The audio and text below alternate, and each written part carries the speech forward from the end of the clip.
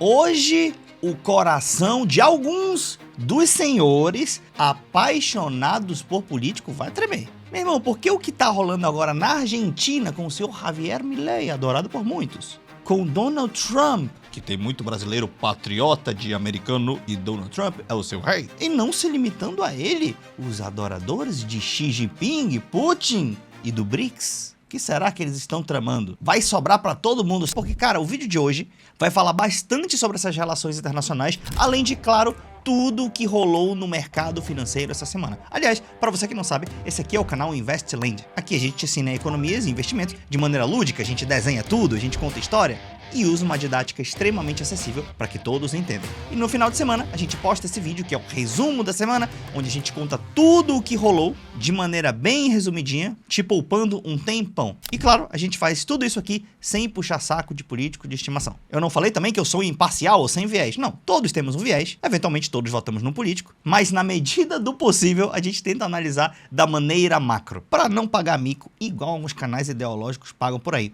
Ainda mais nessa caixa de investimento, né? Que tu tá ligado à ideologia que eles têm. Não pode ver um estado que, ai meu Deus, é estadofobia. E hoje eu vou te mostrar isso. Então vem comigo que o vídeo de hoje tá demais.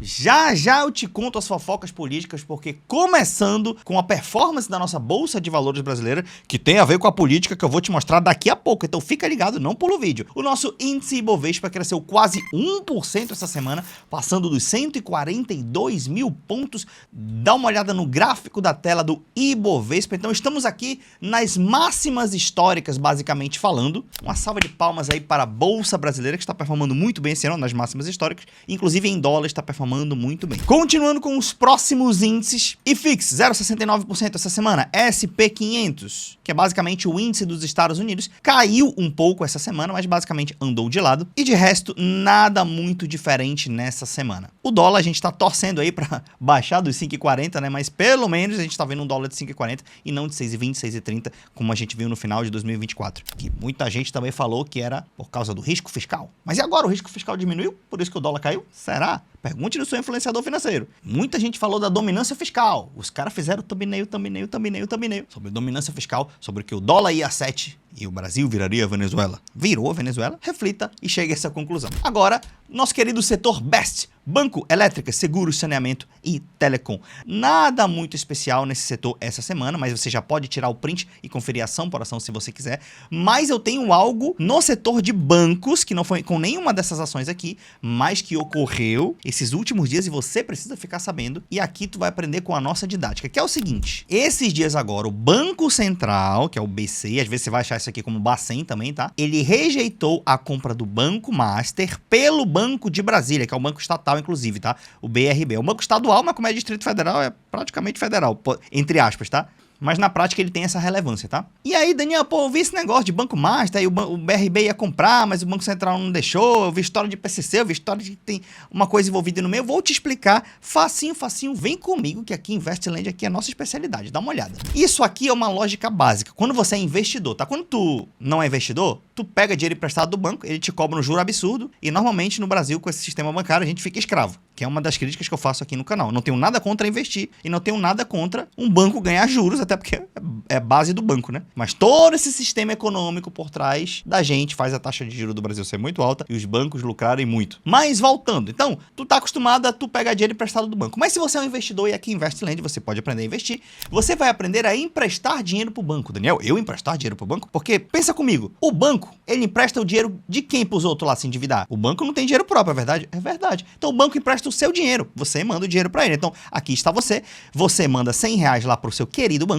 e você manda R$100. E essa operação aqui, por exemplo, chama CDB, quando você empresta dinheiro pro banco. Então é capitalizei dinheiro com o banco, tá? Na verdade, significa certificado de depósito bancário. Mas ninguém decora isso, então eu ensino pros meninos assim. Capitalizei dinheiro com o banco, então coloquei dinheiro no banco. Aí você coloca R$100 aqui, depois lá de um ano ele te paga, por exemplo, R$115, tá? Então nisso aqui você teria 15% de rentabilidade nesse CDB. CDB tem 3 formas de negociar. CDB pode ser pré-fixado, pós-fixado, ou então um indexado, ou híbrido. Não vou explicar isso aqui, até porque tem vídeo explicando isso no canal. Procura depois lá o vídeo de Tesouro Direto, tá? E o vídeo também de crédito privado, CDB, LCA, explica tudinho isso aí certinho. Mas vem comigo agora que só esse pré-fixado vai dar pra tu entender. Então tu colocou 100, ele te prometeu 15% e ele voltou 15. Daniel, de onde veio esse 15? A taxa de juros hoje no Brasil é 15%, tá? Então ele prefixou em 15. Claro que a valores reais, assim, praticados, é um pouco menor do que isso, tá? Até porque o Tesouro também tá pagando um pouco menos do que isso no pré-fixado. Mas assim, vamos colocar esse número didático para você entender. Então, o que fazia o nosso excelentíssimo Banco Master, que está nessa polêmica toda? Mas antes de te mostrar o que ele fazia, dá uma olhada nisso aqui, ó. Essa operação aqui, quando tu empresta pro banco, às vezes o investidor tem medo, né? Pô, e o investidor não pode estar com medo,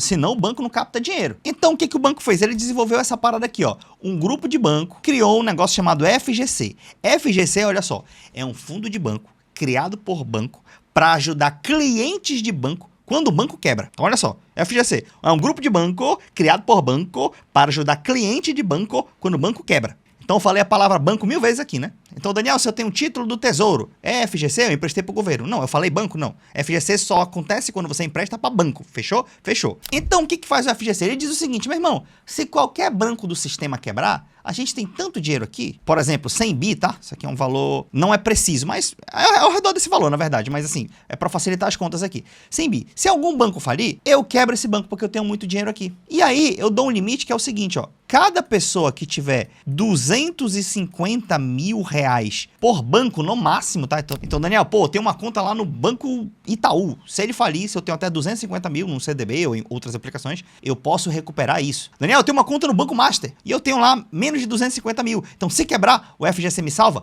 Me salva. Então, o FGC, ele realmente salva os bancos que quebram e a galera não perde dinheiro, desde que seja até esse limite de 250 mil. Na prática, você tem um limite maior, tá? É até 1 milhão, por CPF, 4 instituições e tal, mas assim, por banco 250 mil, foca nisso que é mais fácil.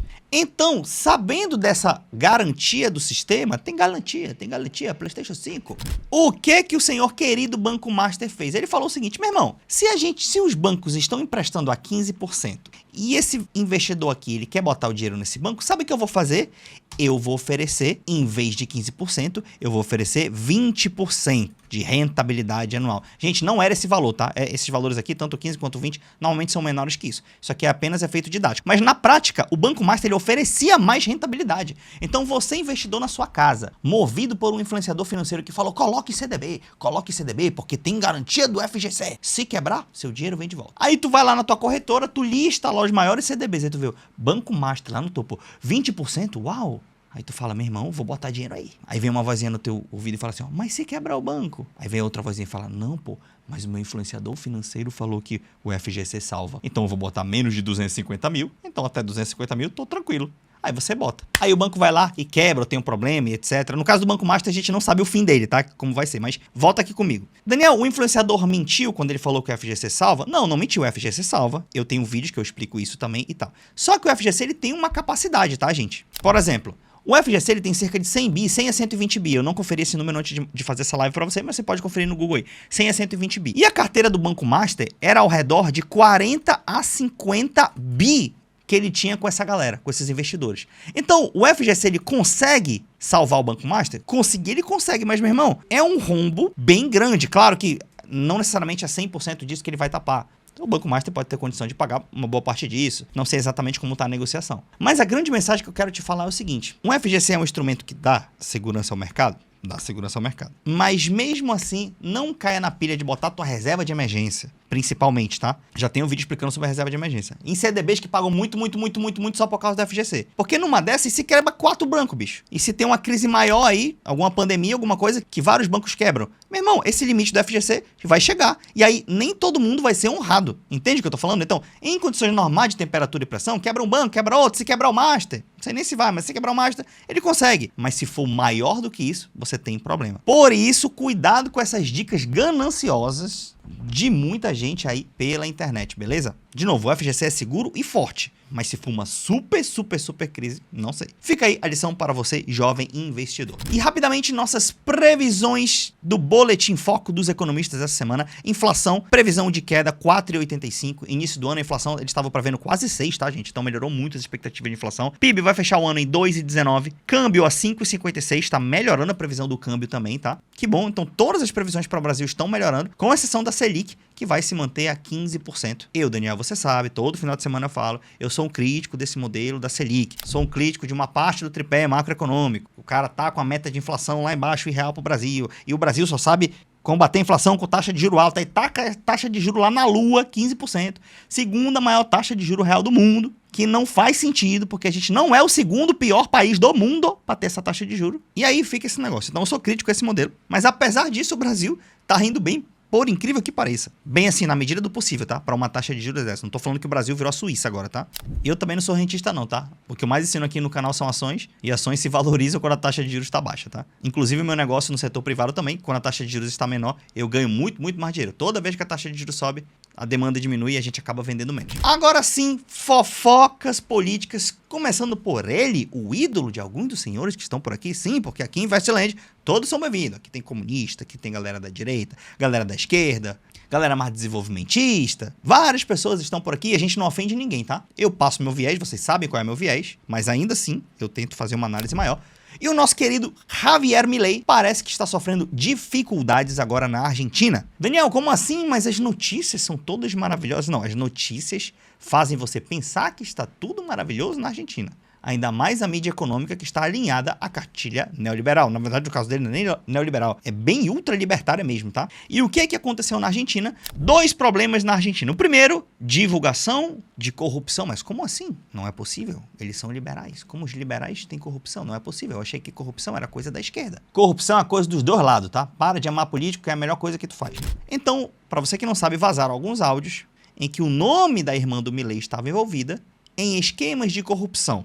E pela postura do governo, dá a entender assim que pode ser que seja verdade mesmo, tá? Porque quando o cara não tem culpa no cartório, ele vai lá, ele é veemente, ele desafia e tal. Então eles não tiveram muito bem essa postura, foi uma postura meio mais ou menos. E agora, a justiça argentina proibiu a divulgação dos áudios gravados da irmã do Milei. Olha só, cara, eu não falei, o Xandão proibiu.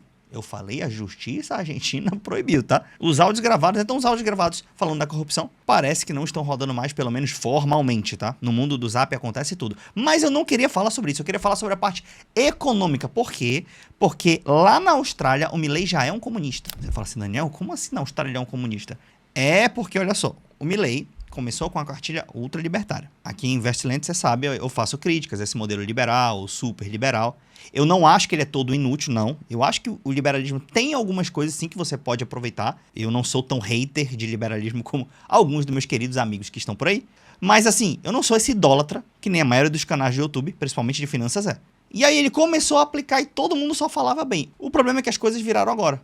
A produção do país começou a cair, o dólar começou a subir outra vez, e os dados econômicos começaram a piorar. Foi uma tendência de queda e com um certo fundamento de queda, tá? E aí o que é que a mídia já começou a falar? Que é comunista lá na Austrália? Como assim? Olha esses aqui, ó. Milei abandonou o perfil liberal e mostrou sua face esotérica. Jornalista revela lado esotérico de Milei. Sua relação com animais clonados. Falando com mortos? Falando com não sei o quê? O Milei é maluco? Então, peraí. Que o Milei fala com o cachorro morto? Isso aí é novo, é? Não, isso aí a gente sabe desde antes, ó. A galera da esquerdona aí, ó, fala, o Milei fala com morto. Como é que um cara que fala com morto e é ANCAP ou libertário, vocês vão botar esse cara no poder? Eu não sei se é mais fácil o cachorro morto realmente falar ou o libertarianismo funcionar.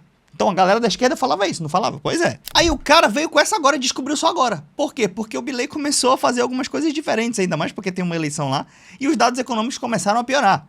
E uma outra coisa interessante sobre esse debate, né, é sobre os influenciadores. Eu trouxe 2 influenciadores aqui, 2 youtubers, né, que falam sobre isso. Um é o Fernando Urris, tá? O Fernando Urris é um cara mais libertário, ultraliberal e etc. Eu trouxe aqui recomendando pra você ver um vídeo dele. Eu claro que eu discordo boa parte do que ele fala, mas assim, ele pelo menos não é um cara ofensivo, né, ele é um cara um pouco mais tranquilo, ele não vai pras baixarias assim, sabe? E ele tem acompanhado o Milei há muito tempo, então, mesmo eu sabendo que eu tenho um viés, se você eventualmente tá aqui, é um cara mais libertário, mais ANCAP, eventualmente tá aqui e não conhece, O Fernando Urge é um bom cara aí pra você conhecer. Ele tá acompanhando toda a história do Milei.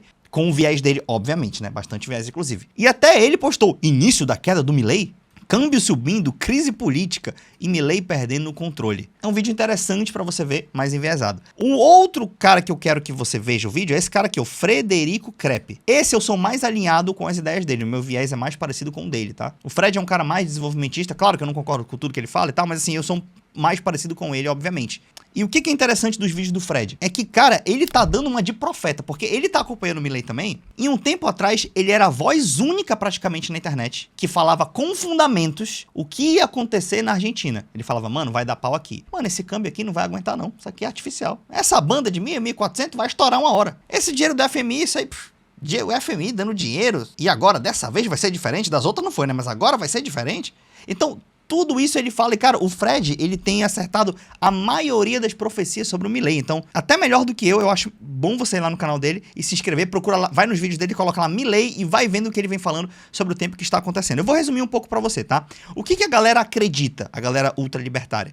Eles acreditam que o Estado é o parasita e se você tirar o Estado da economia ou diminuir o tamanho do Estado, vamos fazer o Estado gastar pouco, o Estado ser mínimo ou alguma coisa parecida com isso. E aí o Estado vai ser superavitário. Daniel, o que é superavitário? O Estado vai gastar menos do que o que ele arrecada. O Estado arrecada 100, poxa, ele só vai gastar 80, logo vai sobrar 20. Esse 20 que sobra é o famoso superávit. E aí o que a cartilha diz, que se você faz superávit, você é o bom moço internacional, que vai acontecer isso aqui com você. Vou dar play no vídeo.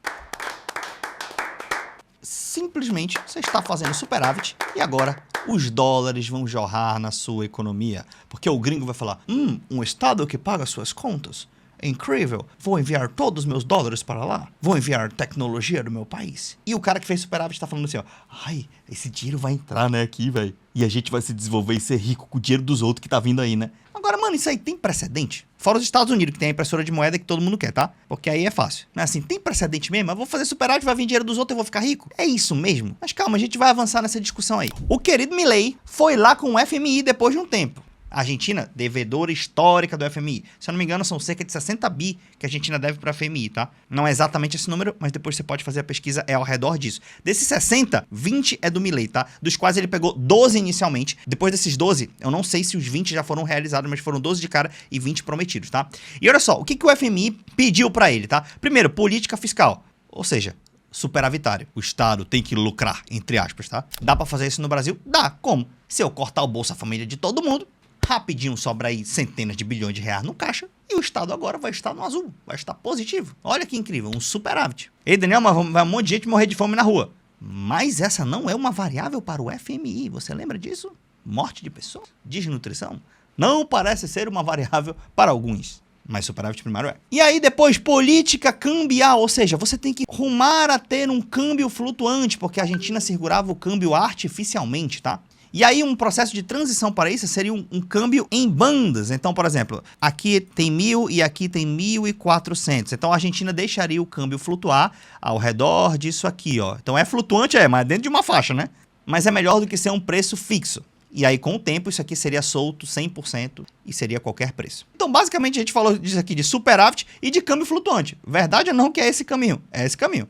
A questão é como não é fácil a situação da Argentina. Mesmo pra galera aí que critica o Milei, eu vi poucas propostas realmente boas de como livrar a Argentina da superinflação. Mesmo no campo desenvolvimentista, que eu gosto de algumas pessoas, mesmo na galera mais à esquerda, mesmo nos comunistas, eu vi poucas propostas boas. Então tu que critica os liberais também aí, filho, mostra uma proposta legal aí. Vamos discutir essa parada aqui. Criticar é fácil, quero ver mostrar uma proposta melhor. Assim, melhor que essa do libertário dá pra mostrar, mas assim, uma proposta que resolva, tá? Então, no fundo aí cheira mais ou menos a mesma cartilha de sempre. Só que o que aconteceu? O Milei pegou esses 20 bi, botou lá no Banco Central e deixou o câmbio flutuar nessa banda. Acontece que com essa reviravolta econômica, o câmbio começou a ficar próximo de 1.300, 1.400, já estava ficando ali no teto. Claro, esse teto ele foi reajustado com o tempo também, ele reajustava de 1 em 1%, né, para ele subir também um pouco, mas o câmbio ele estava sempre indo para esse topo, pro teto. E Daniel, como é que eu faço para ele não estar sempre no teto? Aí tu pode fazer uma manha. Não é uma manha muito liberal, não é uma parada muito assim da cartilha do bom moço internacional. Porque o bom era deixar o câmbio flutuar, né? É. Mas já não tem um dinheirinho que o FMI me deu, uns dólares aí? É, tem. O que eu posso fazer? Eu posso pegar uns dólares desse, ó, queimar, botar no mercado. Porque se eu boto esses dólares artificialmente, Como tem mais dólar no mercado, como tem maior oferta, o preço cai. Então o que ele fez? No terceiro dia seguido, eles já venderam 310 milhões de dólares e a Argentina interviu no mercado de câmbio. O Tesouro da Argentina promoveu intervenção no mercado de câmbio pelo terceiro dia consecutivo, em esforço para evitar a escalada do dólar, antes das eleições da província de Buenos Aires no próximo domingo, dia 7. Agora vão ter eleições aí na província de Buenos Aires no dia 7 e depois mais para frente tem no resto da Argentina também. Não é para presidente, obviamente, é presidente só daqui 2 anos. Mas a gente sabe que ter uma base de apoio é fundamental para qualquer presidente. E o Milei estava vendo o dólar subir e começou a intervir. Então, Daniel, o Milei sendo eleitoreiro? E aqui eu vou passar um pano pro Milei. Não só o Milei, mas todos os senhores aqui, defensores de quem? Do bolsonarismo, do PT. Do PT, sim, do PT. Eu não tinha criticado o Lula ainda, né? A eleição é ano que vem, né? Tu jura que o Lula vai deixar assim, de grátis? O Lula ano que vem vai ser um responsável fiscal. O Lula ano que vem não vai fazer nada para ajudar na eleição dele. Meu irmão, o Bolsonaro botou 300 bi na economia. Ah, mas tu achava que o Paulo Guedes era um liberal, né? Paulo Guedes, liberal, tá ok? Liberal que pedala precatório, que muda preço de combustível, que joga dinheiro na economia, que... Então, por isso que eu falo, meu irmão, não é só o Milei, é todo presidente, da direita à esquerda. A Dilma fez aquilo também. Muitos consideram que a Dilma fez também como estelionato eleitoral. O Fernando Henrique, lá em 98 para 99, meu irmão, segurou lá o câmbio quando foi 99, soltou tudo de uma vez e veio junto o tripé macroeconômico e veio um monte de coisa. Por isso que nós não podemos estar amando ou defendendo, idolatrando o político. Aí, Daniel, não tenho que apoiar ninguém. Não, apoiar, beleza. Eu apoio o Milei, eu apoio o Ciro Gomes, eu apoio o Lula, o Bolsonaro e tal. Beleza, tranquilo, faça uma campanha. Cara, tá tranquilo, de verdade mesmo, não tem problema. O problema é o seguinte, ó. O cara fazer algo que não é interessante, ou o economista indo para um lugar que não é bom, e tu ficar defendendo só por conta da ideologia, tudo bem? Isso eu não acho bom. E o que a galera fez aqui, ó? Olha o que a galera fez no meu canal. Eu gravei um vídeo chamado A Falácia do Estado Mínimo, criticando os ANCAPs e os libertários, né? E o Milei é um deles, inclusive. E aí vem um cara que tem um canal que o nome é Economista alguma coisa. Aqui, ó, Economista de alguma coisa, tá? E ele falou assim, ó, você tem um problema, Daniel. O Milei assumiu o poder, o adolescente econômico. Porque eu falo, quem crê muito nessa cartilha ainda tá na adolescência, né? Jurando que é adulto. Ele assumiu um dos países mais quebrados do mundo, está transformando o país e é o país que mais cresce no mundo, a Argentina, tá? Isso vai ser um calo no seu sapato, vai ser um calo no meu sapato. E, meu irmão, eu, Daniel, se alguém depois mostra que tá certo, eu volto aqui e falo que tá certo. Eu não tenho problema nenhum com isso, tá? Mas assim, não tá parecendo que vai ser calo não, né? Imagina um investidor adulto, que é no caso quem não crê mais nessa cartilha, né? Perder todos os anos de lavada para um adolescente econômico, que seria o Milei, e que investe em Bitcoin e a Bolsa Argentina. Eu falei, entendi, o segredo é investir em Bitcoin e Bolsa Argentina. Bitcoin é até melhor que a Bolsa Argentina, tá? E aí eu falei, cara, é assim e tal. Aí eu dei uma resposta assim, eu falei, cara, meio que tu tá cantando a pedra antes de acontecer, né? É uma profecia lá do futuro que tu tá fazendo, né? Eu, Daniel, no vídeo lá das críticas ao libertarianismo, eu critiquei o presente, o que acontece e o que observamos no mundo. Ele já estava contando que o Milei daria certo no futuro e esse seria um super exemplo disso. E aí ele falou, exatamente, estou me antecipando ao futuro? Depois que acontece, é fácil falar. Logo, por isso ele está se antecipando. O Milei é sim o primeiro presidente libertário da história. Por que será, né? E defende a ideia da escola austríaca. Ai, meu pai eterno, como é que eu já acreditei num negócio desse? Como nenhum outro já fez.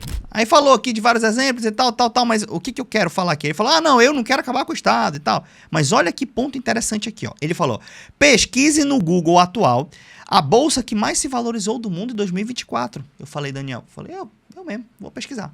Daqui a um ano, faça a mesma pesquisa e nos próximos anos também. Você verá o resultado, sempre vai ser o mesmo. Meu irmão, aqui é o profeta do mileirismo, libertarianismo, ancapistismo, tudo junto. Quanto antes você enxergar que liberdade gera riqueza, melhores serão os resultados dos seus investimentos. Quer me ensinar a investir, né? Mostra a tua carteira aí. Porque tem uns influenciadores aí que não tem a rentabilidade que eu tenho não, tá? E olha que meu canal é novo. Pesquise o conceito de valor a partir da escola austríaca. Tá, que é as coisas de escola austríaca, né? Como se fosse novo. Em 2015 eu já tava vendo sobre a escola austríaca, 15, 16, 17, mais ou menos essa faixa. Mas aí eu fiz isso aqui, ó. Fui no Google. Ele não falou pra ir no Google ver a bolsa que mais se valorizou? Porque na cabeça dele, bolsa de valor e valorizar é o melhor indicador macroeconômico. O que até eu que sou da bolsa não concordo com isso aqui, tá? Não concordo. O Ibovespa tá no talo significa que o Brasil tá bombando. Não necessariamente. Pode notar o caos. Mas tem muitos outros indicadores para saber se o povo tá feliz e tá saudável, tá? Primeiro, vamos lá. Em 2024, sim, a Argentina cresceu 114%.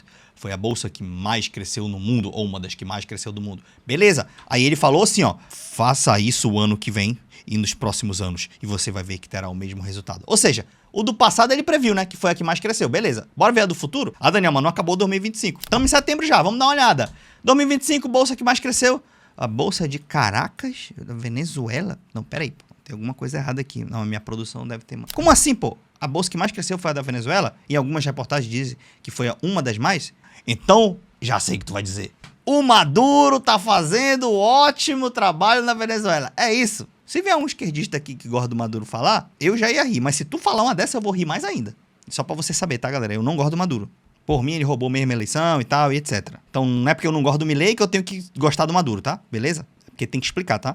Mas aí, segundo o que a gente vê, a bolsa é um indicativo, então a Venezuela agora virou a nova Suíça. Mas, Daniel, podem ter bolsas que cresceram mais que a Venezuela? A Argentina pode ter crescido mais? Vamos ver. Bolsa brasileira, aliás, bolsa brasileira cresceu 18% esse ano. Dá uma olhada aqui.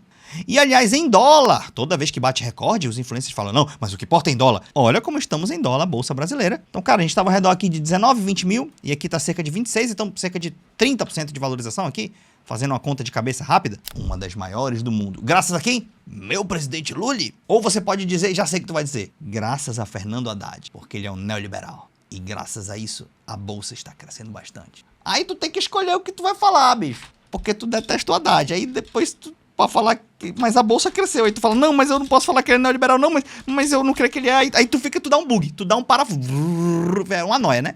Até tu entender que a bolsa não necessariamente depende de político, e que em governo de esquerda e de direita ela pode bater recorde, ok? Se não aprendeu, faça outro vídeo ensinando. Mas vamos ver a bolsa da Argentina. A bolsa da Argentina, olha que incrível. Esse ano tá realmente incrível a bolsa da Argentina. Isso aqui é o year to date, tá? Desde o início de janeiro até hoje. Olha aqui, olha essa tendência incrível de melhor bolsa do mundo. Bolsa da Argentina, graças a ele, Javier Milei. Negócio maluco, né, gente? Tá aqui. Resultado. Então, eu trouxe essa história aqui para vocês verem como a gente não pode amar cegamente um político ou uma ideologia. Poder apoiar? Pode. Faz campanha? Faz. Tá tranquilo, tá justo. Eu mesmo já fiz. Mas isso aqui que a gente tá vendo é cegueira, tá? Você ir contra a própria realidade. Por falar em cegueira, agora vamos falar um pouco de vocês que acham que o BRICS é a nova paz da Terra. Eu, Daniel, por exemplo, eu gosto muito do BRICS, tá? Eu acho que o Brasil tem que fortificar as relações com o BRICS, com a China e tal. Mas assim, a gente fugir dos Estados Unidos, que também eu não acho que tem que fugir, eu acho que a gente tem que manter a relação com os Estados Unidos. Eu gosto dos Estados Unidos, inclusive, de viajar, né? De viajar pra lá. Não gosto do imperialismo, mas de viajar é legal. Então eu acho que a gente tem que ter relação com todo mundo. Mas assim, os Estados Unidos tá sacaneando a gente com o Trump. Aí a gente virar também agora ter um novo papai, a China, tem que ter cuidado com isso, tá? Mas, dado esses devidos cuidados, eu, Daniel, sou um entusiasta do BRICS. Eu acho que o BRICS a gente pode ter boas colheitas no futuro. E falando de BRICS, tem dois presidentes dos BRICS, no caso da China e da Rússia, que inclusive encontraram lá com o presidente da Índia, foi só uma risada e etc, o Trump ficou maluco. Mas o Putin e o Xi Jinping, um da Rússia e um da China, olha o que os caras estavam falando. Presta atenção no que eles estão falando e se eventualmente eles acham que se aplica a eles. Dá uma olhada nisso aqui, ó.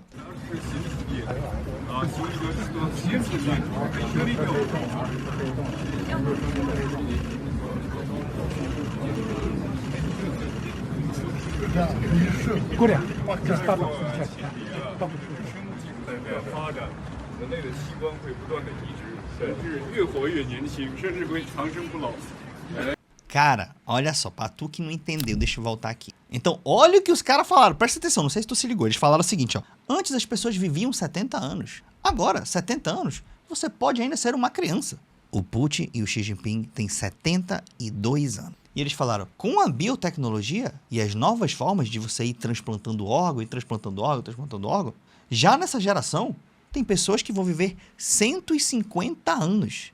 E depois, quem sabe, possam atingir a imortalidade. Agora, fala pra mim uma coisa. Será que eles usaram o número 70 anos à toa? Não é porque eles têm 70? E será que eles não estão pensando em fazer isso com eles? E assim, em fazendo isso com eles, eles são aí ditadores, né? Pra quem não gosta de ditadores, são presidentes aí de muito longo prazo, né? Com bastante estabilidade, né? De concurso público. Será que se eles viverem 150 anos, eles não vão governar aí por mais 75 anos?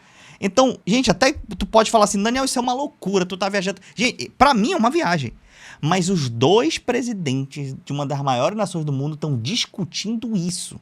Não é dois terraplanistas, dois caras lá do canal maluco. São os dois presidentes discutindo isso. Então, rapaz, até eu começo a acreditar um pouco nisso, tá? E aí, falando deles dois, mas vem esse terceiro cidadão aqui, ó. Guarda essa informação com essa terceira informação aqui, ó. Que é um cidadão nada autoritário, né? Faz parte de uma democracia, mas assim, ele não tem viés nenhum autoritário, ele não quer mandar nos outros nem nada, não quer se perpetuar no poder e tal. Quando ele perde a eleição, ele fala que foi perdido mesmo. É um democrata, basicamente, né? Esse cidadão aqui, ó, dá uma olhada no que ele falou. Esse cidadão estava reunido com o Zelensky, presidente da Ucrânia, e como estava tendo guerra, não pode ter eleições durante a guerra. E ele estava falando isso. Aí olha o que o cidadão falou, e o cidadão é o Trump, tá?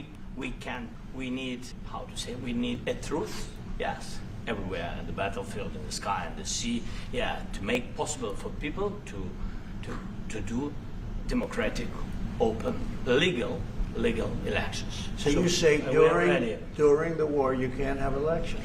So let me just say 3.5 years from now. So you mean if we happen to be in a war with somebody, no more elections? Oh, that's good. I wonder what the fake. You like this? Cara, não sei se tu entendeu, mas eu vi pouca gente falar disso, tá? E assim, na hora que eu vi, eu saquei. E eu marquei de não gravar um vídeo disso na hora, mas assim, aí depois eu vi uns outros gravando, eu falei, não, vou gravar pra dizer que eu sou um entusiasta dessa ideia, tá? Não a favor, mas entusiasta de falar que esse bicho tá viajando. Como assim?